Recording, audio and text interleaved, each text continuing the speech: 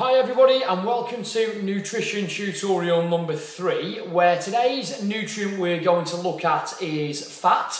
And we're going to split it into two categories as we did with carbohydrates. So we're going to look at good fats and bad fats and tell you why you should and shouldn't be consuming some of them as part of a nice healthy diet. Now, as most of you know, a certain percentage of our diet should contain healthy fats, and a certain percentage of our body needs to be made up of fat for us to be classed as healthy. So, first and foremost, we'll look at good fats and we'll give you some examples of those. So, good fats are often known as unsaturated fat or essential fatty acids, in particular omega-3s and omega-6s. Now, omega-3s and omega-6s are the most important types of fats we should be consuming as part of a healthy diet, or good fats if you will, for two reasons. One is that the body is unable to make omega-3s and omega-6s itself, so they need to come from external sources, i.e. as part of a healthy diet. And number two, good fats or omega-3s and omega-6s are responsible for every single cell reaction that happens in your body. I.e. the body cannot function correctly without the right amount of good fats going into it. Okay, so what are good fats responsible for? Well, we've already established that good fats are responsible for everything that happens in your body, every single cell reaction. Good fats are responsible for your immune system, or good immunity, if you will. Good fats are responsible for hair growth, for sight, for your reproductive system, literally responsible for everything that happens on a daily basis. Your metabolism, everything that's important that happens in your body requires good fats for it to do so. Okay, now where do we get good fats from? Well, we get good fats from obviously food sources, and generally there are 3 or 4 different types. We've got cold water fish such as salmon, mackerel, tuna and sardines. You will notice that they are red fish, not white. White fish is good for you, of course, and a good source of protein, but you tend to find the omega-3s and the omega-6s in red fish rather than white. Okay, so those are the kind of things we want to be eating. We've got nuts such as almonds, walnuts, cashew nuts and Brazil nuts. We've got seeds such as flaxseed, pumpkin seeds, sunflower seeds, and we've also got oils as well. Oils such as flaxseed oil, grapeseed oil, hemp seed oil, those are the types of oils that contain omega-3s and omega-6s, not necessarily the ones that most people use, such as the general cooking oils and those kind of things. What about extra virgin olive oil? Yeah, extra virgin olive oil is okay, but it doesn't contain a very high number of omega-3s and omega-6s, so the ones we discussed previously are actually better for you.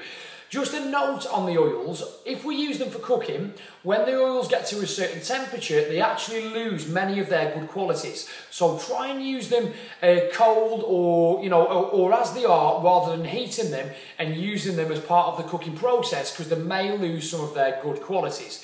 Okay, so just a few extra things that we need good fats for and what we use them for as part of the body.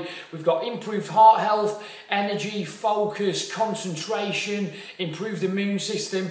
I think I've given you enough benefits as to why we should be consuming the good fats. So what we'll now do is move on to the bad fats or saturated fats that we should try and avoid consuming as part of a healthy diet. Now, saturated fats, why are they bad for you? Well, they're not used for the cell reactions that we've already talked about. So they're not used in any way, shape or form in a good way for the body.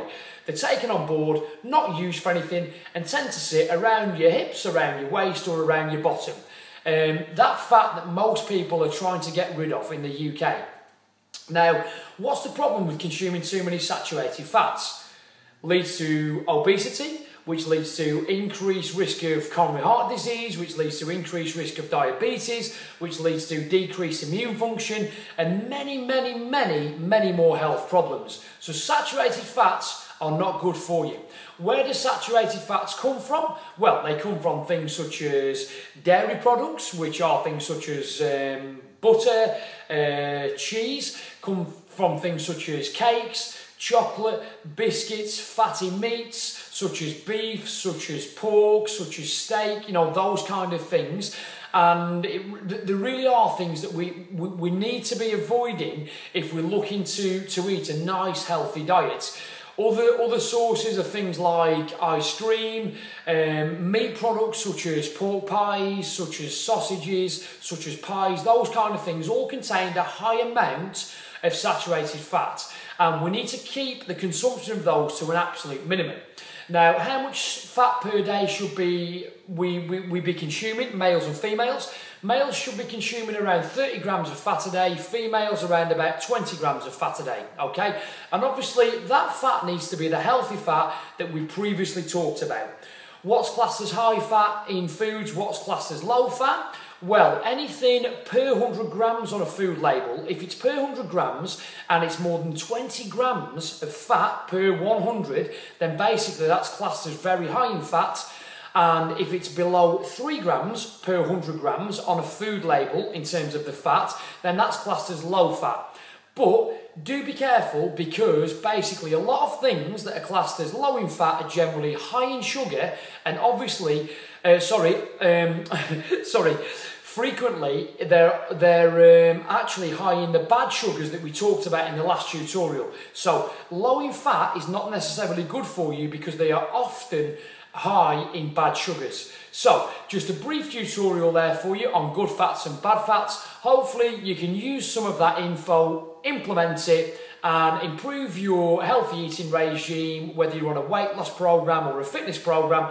And that's that for nutrition tutorial number 3 on fats. So we will see you at the next one, which will be on water, and that will be tomorrow. Thank you and see you soon.